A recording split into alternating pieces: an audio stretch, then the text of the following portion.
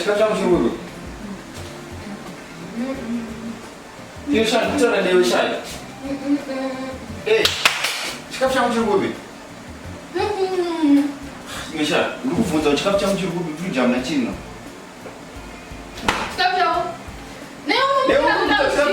Chikafu changu chiri kupi, chikafu changu chipiko. Chikafu changu ndasiya munhu chiri kupi. Apo, ungaranga. Chibage mabanana chimunhu wani malizi zvese uruza zvabva kuri izvozvo.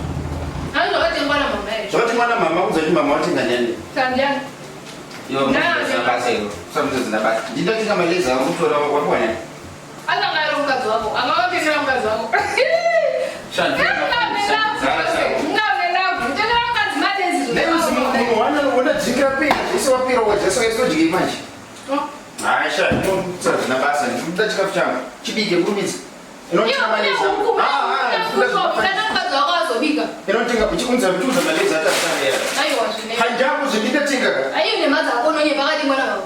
Iwe wadedzika mama wacho wabvunza ndatenga zvinhu izvozvo. Inosanjaira pana bayo.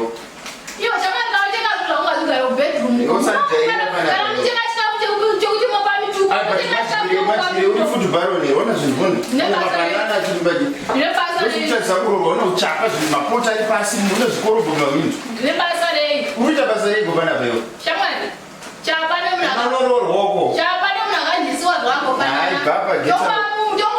Tongwa klasi imwe yose. Usataura zina basa iyo. Usataura zina basa. Ndukada mali zangu.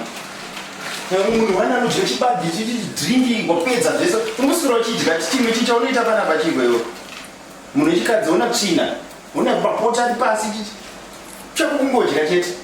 Hakuna kudya zvokuda unifinhura. Iwo chanetsana panapa iwo. Chapabva panapa.